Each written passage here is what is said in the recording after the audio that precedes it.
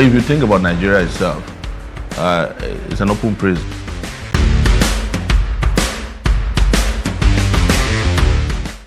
We are at the police FCID. We came here to check on Pastor Kassy Chukwu, who was detained here. Apparently, he's been detained here by another pastor. The thing is, this is a problem with the Nigerian police. They have turned the police force into a joke. Somebody can just call a DIG or a CP or an ACP and get somebody detained. So we came here to look for him, ensuring that his rights are not violated. And when we got here, of course, the moment they saw me, they started making calls. Now they said I cannot see him. We even went and bought food, so that we can give to him. They said we can't give him the food after they made all their contacts. We just want to report back that we haven't been able to see Kassy Chukwu.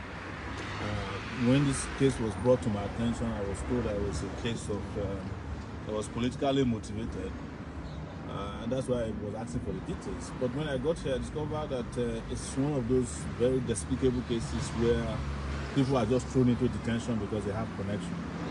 And I can't stand, whether you are a pastor, you are a senior police officer, a politician, just deploy the police to detain people without charges. It was brought from Benin.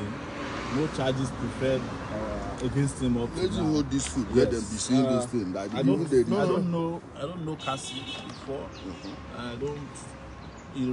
I'm not interested in the local politics of why he was detained.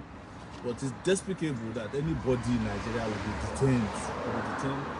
In a police facility because of connections of either pastors, politicians, all of them.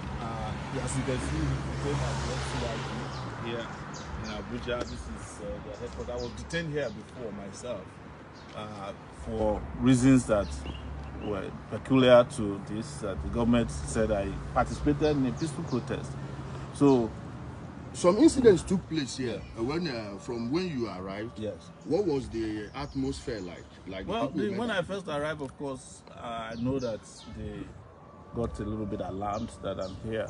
Yeah. But one of the police officers who revealed his identity started speaking in his local language that if I'm allowed to go inside the place, they will be in trouble, and that the person who allows me in should take responsibility for allowing me to see Kassy. This is what they do when they have something to hide.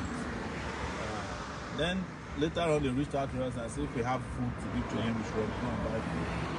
We went out and brought this food. I was supposed to take it in to him because I heard he hasn't eaten for a long time. He has not been granted access to his family members. They are all in the mood. We brought food and they are called more of their bosses. They are given an order. One of them even said that there's an order not to let and they didn't even know where they let that one out. Yes. And so they said there's an order not to let you in to see. So I asked him, is there an order by any police officer in Nigeria that says Sowore should not visit somebody in detention? He then started changing his. But I know that is what has happened. Their bosses have been, since I arrived here, we've seen all kinds of movement. Some of their bosses have come in and gone. But we stay there, take our time to ensure that we get to the bottom of this. But I just want to report back. I just want to report back to you guys that I have done what is necessary to reach Kassy Chukwu, the pastor who has been at this point illegally detained at the FCID here in Abuja. And let me add something. Yes. Our brother Omoyele Sowore, as you know him, he doesn't know Kassy. Because I know soon they will say that it's because of election or one thing. No. I am the one that I directed people to contact him to make sure that he gets involved in this case because I know what he can do. He always stands for the truth. We may have our own differences everywhere, but the truth meant that he is the only fighter these people fear in Nigeria. Because if he's someone they could have compromised, I believe they would have just let him go and sort out themselves at the back. And I want to thank you so much, my brother. No problem. For everything, for being there for us and for being there for the next privilege and for not allowing people to use the power of the state. against another And it's person, just to say, it, regardless of who is involved, I will stand up for anybody that's illegally detained or anybody who is abusing power in the course of their duties. A police officer, an army officer, customs, immigration, civil defense, they are all existing at the mercy of the public, taxpayers, and they have no right to abuse their powers. I have been a victim of police attack. Many times I've been unjustly detained, and I know what they do when people don't have families, they don't have relatives, or when they have connections. I have been able to pull out people here who were detained by what is this guy called? Several of the billionaires. Yes, Emeka for sorry.